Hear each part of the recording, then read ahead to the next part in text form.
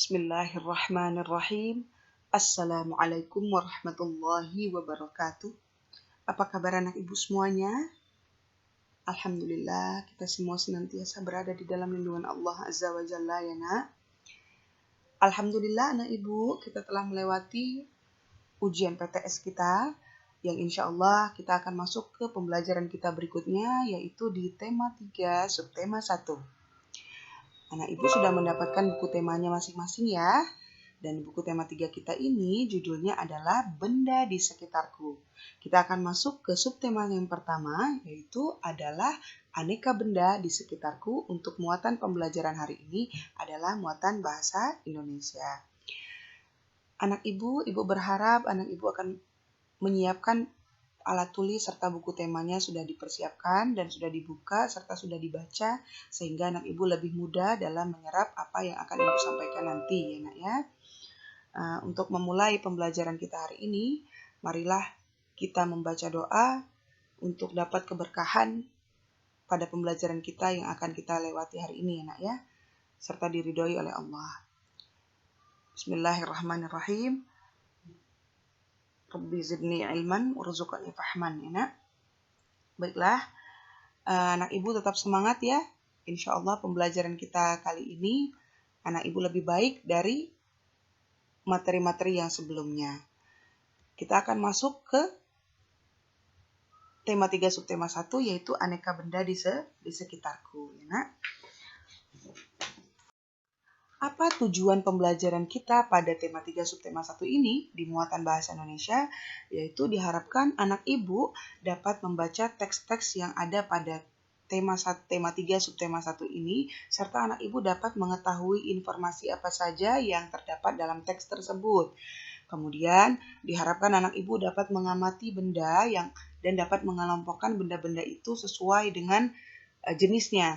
Benda itu jenisnya benda atau non-benda, serta dapat mengetahui informasi-informasi yang ada pada teks tersebut. Kemudian, dengan membaca teks-teks yang ada pada tema 3 subtema 1 ini, diharapkan anak ibu dapat mengetahui sifat fisik dari suatu benda dan dapat mengelompokkan benda sesuai dengan sifat fisiknya tadi. Kemudian, anak ibu juga dapat menemukan kosakata-kosakata baru yang terdapat pada teks-teks tersebut. Serta anak ibu bisa mendiskusikan kata-kata tadi dan mendapatkan pengetahuan baru dari kata-kata yang ditemukan dalam teks tersebut. Untuk itu, ibu berharap anak ibu seksama untuk mendengarkan apa yang ibu jelaskan ini ya nak. Nah, untuk memulai itu, anak ibu setiap hari kita melihat aneka benda di lingkungan sekitar kita. Benda-benda itu dapat membantu aktivitas kita sehari-hari. Benda itu memiliki berbagai bentuk dan warna. Kemudian ada yang berukuran besar dan juga ada yang berukuran kecil. Sudahkah anak ibu perhatikan apa saja aneka benda di sekitar anak ibu? Silahkan anak ibu mengamati apa saja benda-benda yang ada di sekitar anak ibu. Nah, benda-benda itu memiliki fungsi dan tujuan masing-masing. Oleh karena itu, kita akan belajar mengenai aneka benda di sekitar kita. Maka, pelajarilah dengan seksama dan dengarkan apa yang ibu jelaskan agar anak ibu lebih memahaminya, insya Allah. Untuk itu, kita akan mulai dulu dari benda. Apa sih Bu benda itu sebenarnya Bu? Nah, benda itu adalah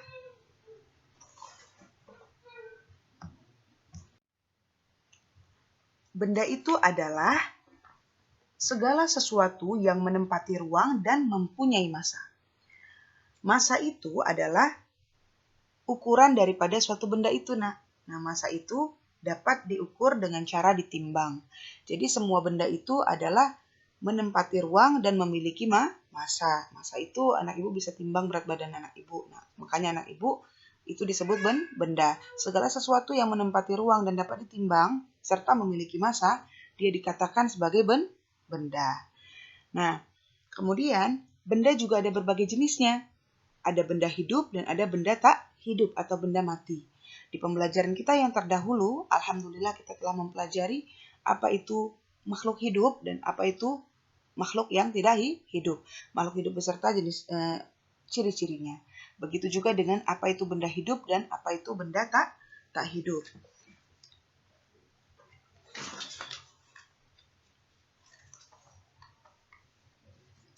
Apakah anak ibu masih ingat perbedaan dari benda hidup dan benda tak hidup? Alhamdulillah. Nah, benda hidup itu memiliki ciri-ciri yang telah kita pelajari ya nak ya, seperti bergerak, bernafas, kemudian memerlukan makanan, berkembang biak, dan yang lain sebagainya yang telah kita lewati ya. Seperti contohnya, benda hidup dan benda tak hidup itu seperti pada gambar yang terlihat pada video. Benda hidup itu seperti manusia, hewan, dan tumbuhan. Sementara benda tak hidup itu adalah benda yang tidak memiliki ciri-ciri kehidupan, yaitu meja, batu, kaos kaki, mobil, boneka, sisir, dan lain sebagainya. Dan benda-benda itu masih bisa anak ibu amati di sekitar anak ibu. Kemudian anak ibu bisa bedakan mana yang merupakan benda hidup dan mana yang merupakan benda tak hidup. Sudahkah anak ibu bisa membedakannya?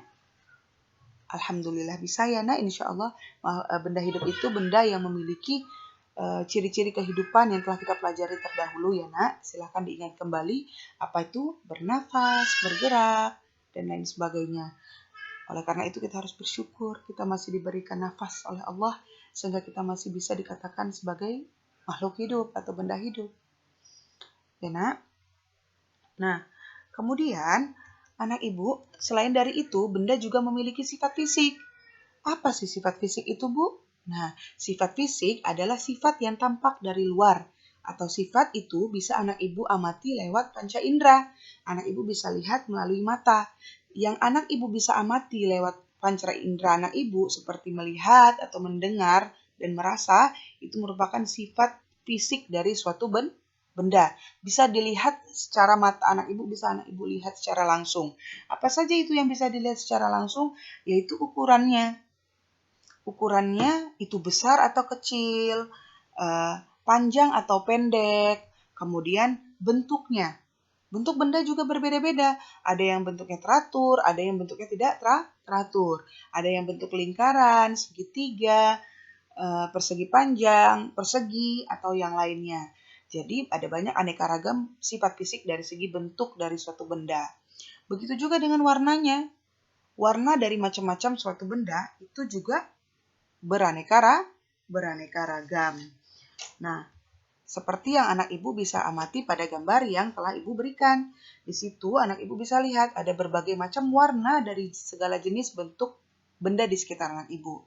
Ada juga berbagai bentuk ukuran, ada yang lingkaran, persegi panjang, segitiga, dan lainnya. Adapun ukurannya juga begitu. Ukurannya juga ada yang panjang dan juga ada yang pendek. Nah, sudahkah anak ibu bisa membedakan sifat fisik berdasarkan ukuran, bentuk, dan warna yang terdapat pada benda-benda di sekitar anak ibu?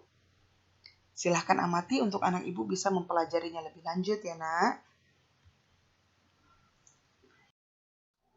Apakah cahaya dan panas itu disebut benda? Tidak ya nak ya. Mengapa demikian Bu? Karena cahaya dan panas itu bukan merupakan benda dikarenakan dia tidak bisa ditimbang atau dia tidak memiliki massa. Coba anak ibu perhatikan bagaimana cara anak ibu untuk menimbang cahaya atau panas. Tidak bisa kan? Oleh karena itu cahaya dan panas itu tidak disebut benda. Karena dia tidak bisa ditimbang. Karena tadi benda artinya adalah segala sesuatu yang menempati ruang dan memiliki massa. Bagaimana cara mengetahui benda itu memiliki massa? Yaitu dengan cara ditimbang. Insya Allah anak ibu sudah paham ya? Insya Allah. Kemudian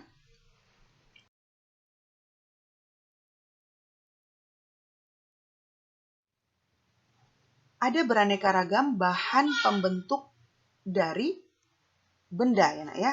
Ada berbagai macam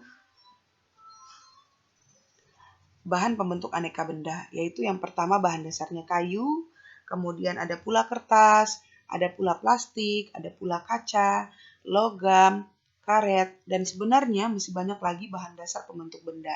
Hanya saja pada pembelajaran kali ini kita akan fokus di bahan dasar yang ini, yang ada 6 ini.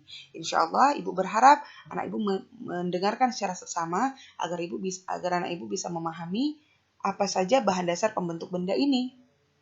Enak? Baiklah, kita akan masuk ke bahan dasar yang pertama, yaitu adalah kayu. Bahan dasar pembuatannya adalah kayu. Oleh karena itu, anak ibu, kita harus mengetahui terlebih dahulu kayu itu berasal dari mana. Kayu itu berasal dari hutan. Nah, adakah anak ibu yang mengetahui apa itu fungsi hutan? Nah, fungsi hutan itu antara lain adalah menyerap air hujan. Nah, hutan itu merupakan tempat menyimpan air hujan dalam jumlah yang sangat banyak.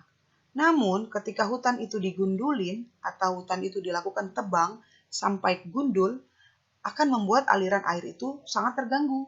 Dan ini menyebabkan adanya genangan air yang akhirnya akan mengakibatkan terjadinya banjir, dan banjir itu dapat mengaliri pemukiman penduduk. Namun, anak ibu harus mengetahui kebutuhan kita terhadap kayu untuk membuat benda itu sangat besar. Sehingga setiap tahun banyak pohon yang ditebang untuk mendapatkan kayu untuk bisa memenuhi kebutuhan benda yang diperlukan oleh manusia. Terkadang ada sekelompok orang yang menebang pohon itu tanpa izin, sehingga kegiatan itu disebut sebagai kegiatan penebangan liar. Namun semakin hari penebangan semakin banyak sehingga mengakibatkan adanya kegundulan hutan. Dan itu bisa menyebabkan kerusakan ekosistem ya nak ya. Bisa menyebabkan adanya banjir bagi pemukiman penduduk. Oleh karena itu, kita harus melakukan tebang pilih. Atau ketika kita melakukan penebangan, kita harus juga menanam kembali pohon yang telah kita tebang. Sehingga adanya pohon lagi ketika kita sudah mengambil kayu yang sudah kita ambil, adanya tumbuhan baru lagi yang akan hidup dan melestarikan hutan tersebut. Sehingga hutan tersebut tetap bisa dapat menyerap air untuk menghindari terjadinya banjir pada pemukiman penduduk. Nah, berikut ini adalah beberapa proses pembuatan benda dari bahan dasar kayu ya nak ya. Nah, anak ibu bisa tahu kayu itu diambil dari hutan. Kemudian kayu itu untuk memperoleh kayu, manusia harus melakukan penebangan hutan yang tadi ibu ceritakan. Nah, kemudian kayu-kayu tersebut dirubah menjadi kayu gelondongan ya. Artinya sudah dilakukan pemotongan pada bagian daun-daunnya serta dijadikan batang-batang, itu disebut namanya kayu gelondongan. Nah, kemudian kayu gelondongan itu akan diproses pada pengrajin kayu. Dikirim ke pabrik atau pusat pengrajin. Nah, di sana biasanya pengiriman dilakukan menggunakan angkutan khusus seperti truk darat ataupun kapal untuk melalui sungai. Setelah itu, di sana ketika sudah sampai pabrik ataupun sudah sampai ke pengrajin, gelondongan kayu-kayu itu atau lok-lok kayu tadi itu akan dipotong-potong sesuai dengan keperluan. Untuk menghindari terjadinya jamur ataupun serangga yang dapat menyerang kayu sehingga merusak bahan dasar tadi atau bahan dasar kayu tadi, maka kayu itu biasanya dikeringkan. Caranya dengan cara dijemur. Nah, kayu itu dijemurnya sekitar 2-4 minggu. Kemudian setelah dijemur, barulah kayu itu siap diolah untuk melengkapi berbagai kebutuhan manusia. Nah, seperti yang anak ibu bisa lihat di gambar yang telah ibu tampilkan. Di situ merupakan toko mebel ya nak. Di situ ada peralatan kebutuhan bagi manusia, yaitu meja dan kursi. Nah, biasanya kayu ini banyak dipilih untuk memenuhi kebutuhan manusia karena dia memiliki berbagai macam keunggulan. Ya, berbagai macam keunggulan karena dia sifatnya kuat, lalu dia ringan, tidak mudah patah, serta mudah dibentuk dan tahan lama. Namun ada beberapa kelemahan daripada kayu itu, yaitu dia tidak tahan api sehingga dia mudah terbakar. Dan dia juga ada beberapa jenis kayu yang mudah dimakan rayap ya nak ya. Itu beberapa alasan mengapa kayu diambil sebagai bahan dasar sebagian besar benda ya nak ya. Kemudian setelah itu kita akan masuk ke bahan dasar kertas ya nak. Nah, sebelumnya anak ibu harus mengetahui terlebih dahulu ada proses pembuatan kertas ya nak ya. Jadi nak, sebagian besar dari kebutuhan kita itu menggunakan bahan dasar kertas ya. Nah, kayu itu adalah bahan dasar untuk membuat kertas juga.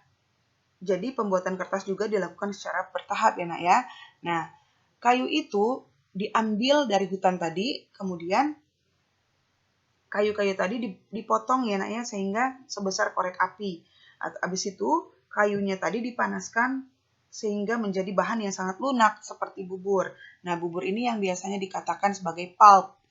Nah, proses selanjutnya biasanya ini terjadi di pabrik ya nak, karena proses pembuatan kertas ini harus melalui tahapan-tahapan yang sangat rumit, sehingga harus dilakukan pada pabrik besar ya.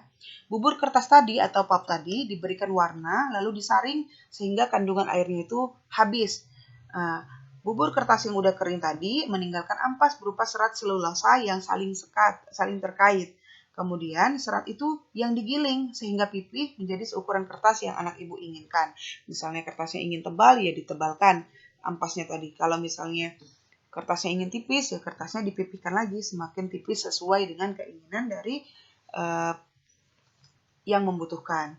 Nah, kemudian ada beberapa keunggulan yang dimiliki oleh kertas sehingga dia diambil sebagai bahan dasar pembuatan kertas, yaitu adalah dia ringan, juga mampu menyerap benda cair.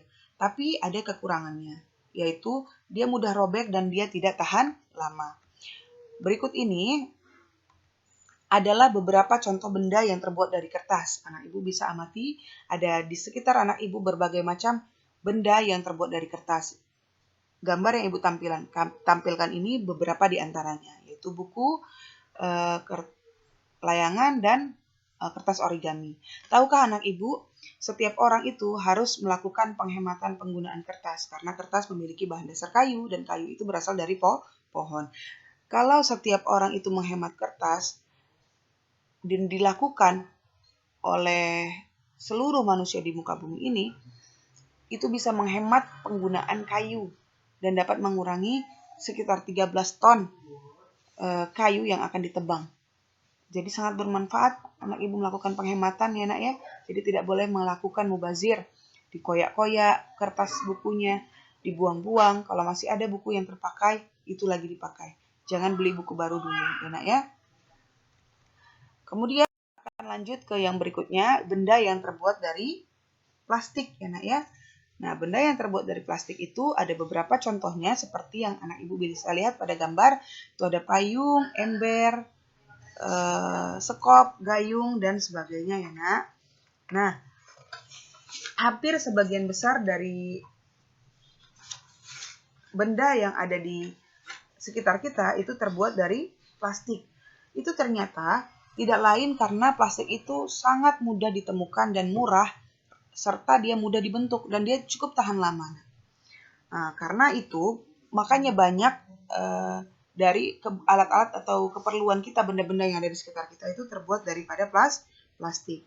Nah, plastik itu banyak memberikan kita manfaat, tetapi juga plastik itu dapat menimbulkan berbagai macam masalah. Nah, masalah-masalah itu timbul karena banyaknya orang yang tidak mengetahui apa itu kekurangan daripada plastik.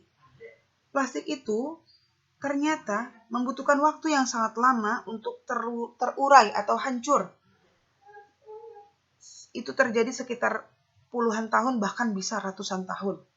Coba anak ibu bayangkan, apabila satu orang itu membuang-buang plastik untuk satu orang penggunaan, satu jenis.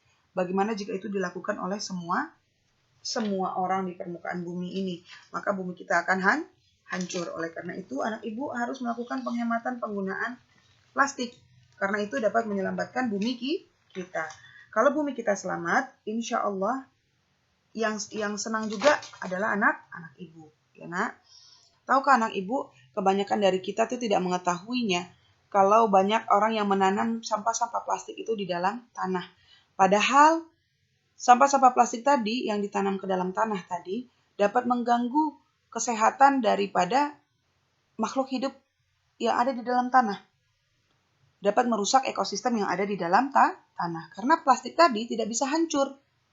Bahkan di beberapa kasus atau di beberapa kejadian, sampah yang dibuang ke laut itu termakan oleh ikan-ikan. Nah, betapa sedihnya ikan-ikan itu termakan plastik. Di dalam tubuhnya ditemukan plastik ketika dia sudah mati. Jadi layaknya kita bijaksana dalam menggunakan plastik ini. Walaupun dia memiliki berbagai keunggulan ya nak ya, plastik itu dia sifatnya ringan, lalu dia murah, tidak mudah dibentuk, tidak menyerap air, serta dia tahan lama. Cuma dia memiliki kekurangan, yaitu membutuhkan waktu yang lama untuk dapat hancur atau terurai. Oleh karena itu, pemerintah kita melakukan gerakan-gerakan yang digunakan untuk menanggulangi penggunaan sampah plastik atau menekan penggunaan sampah plastik ya nak, yaitu biasanya itu terkenal dengan sebutan 3R, reduce, reuse, dan recycle. Apa sih reduce itu? Reduce itu adalah mengurangi ya nak ya, mengurangi penggunaan tas kresek atau penggunaan sampah plastik.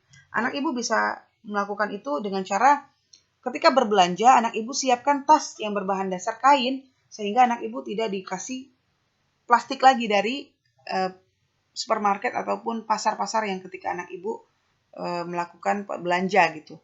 Atau anak ibu bisa memilih plastik-plastik, tidak menggunakan plastik-plastik itu, dibiarkan saja gitu nak. Jadi misalnya anak ibu sudah memiliki tas plastik, usahakan itu saja, satu saja untuk berbelanja kemanapun. Sehingga penggunaan setiap orang itu akan berkurang. Hal ini bisa menyelamatkan bumi kita dari kehancuran akibat tidak hancurnya sampah-sampah plastik tadi. Kemudian ada juga yang namanya reuse. Reuse itu adalah memanfaatkan kembali sampah plastik. Misalnya sampah kemasan botol minuman digunakan kembali untuk membuat pot bunga. Jadi anak ibu bisa lihat biasanya itu manusia atau makhluk hidup seperti kita yang telah melakukan reuse itu, dia menghemat apa itu sampah plastik. Misalnya bekas botol minum itu dijadikan pot bunga, ataupun bisa dijadikan kegiatan pengrajin-pengrajin lainnya, kerajinan-kerajinan lainnya. Dan bisa juga dimanfaatkan untuk mendapatkan nilai jual beli yang tinggi ya nak. Jadi caranya itu ketika anak ibu punya sampah yang berbahan dasar plastik, anak ibu bisa menjadikannya atau memanfaatkannya untuk hal yang lain. Misalnya kayak botol-botol yang masih terbuat dari plastik masih bisa digunakan untuk menjadi wadah-wadah yang lebih dibutuhkan. Kemudian setelah kita melakukan reduce, reuse, lalu anak ibu juga harus melakukan recycle. Recycle itu artinya kita dapat mendaur ulang sampah plastik. Nah, biasanya recycle ini dilakukan oleh pabrik. Nah, sampah-sampah plastik tadi diolah menjadi barang baru untuk dapat dimanfaatkan lagi. Kemudian, kita dapat membantu proses daur ulangnya itu dengan cara mengumpulkan dan mengelompokkan sampah-sampah plastik. Sampah plastik itu tidak dicampur dengan sampah organik yang lainnya ya. Contohnya makanya di sekolah kita itu ada perbedaan sampah tong sampahnya. Kalau sampah yang berbahan dasar plastik itu dibedakan dengan sampah yang berbahan dasar dari bekas-bekas makanan. Tujuannya adalah tidak ada tujuan dibuat seperti itu. Tujuannya untuk memisahkan sampah plastik dari sampah yang lainnya agar sampah plastik tadi dapat dikelompokkan serta dapat didaur ulang kembali menjadi bahan dasar yang baru gitu, menjadi benda-benda yang lebih bermanfaat. Jadi biasanya anak ibu bisa lakukan di rumah dengan cara di setiap perumahan biasanya sampah-sampah itu nanti akan dikumpulkan ke pihak RT, lalu nanti akan dibeli oleh pemerintah kita untuk bisa didaur ulang. Itu merupakan salah satu cara dari pemerintah kita untuk mengurangi penggunaan plastik ya nak. Oleh karena itu, ibu sangat menghimbau anak ibu untuk melakukan 3R ini. Reduce, reuse, dan recycle. Oleh karena itu, anak ibu tanamkan dari diri anak ibu untuk bisa mengurangi penggunaan plastik karena itu bisa menyelamatkan bumi kita. Dan kalau bumi kita selamat, itu yang selamat juga kita karena kita yang tinggal di muka bumi. Mulai dari sekarang anak ibu bisa terapkan ya nak ya. Kemudian ada lagi benda-benda yang terbuat dari bahan dasar kaca, logam, dan karet ya nak.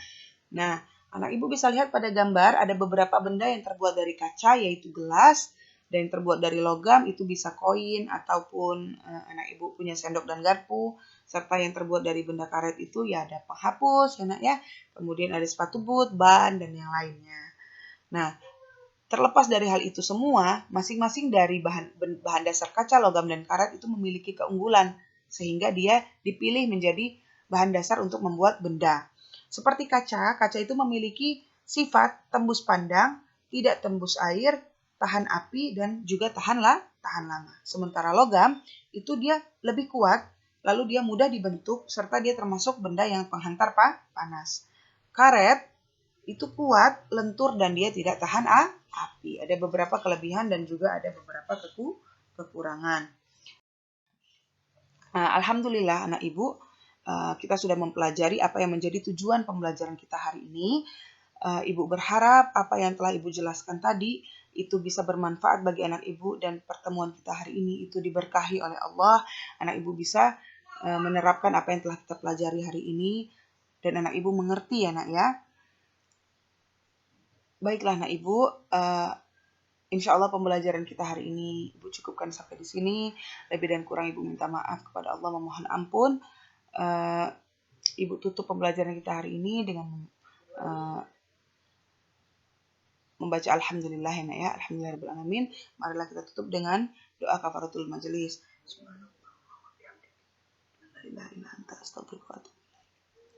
Assalamualaikum warahmatullahi wabarakatuh.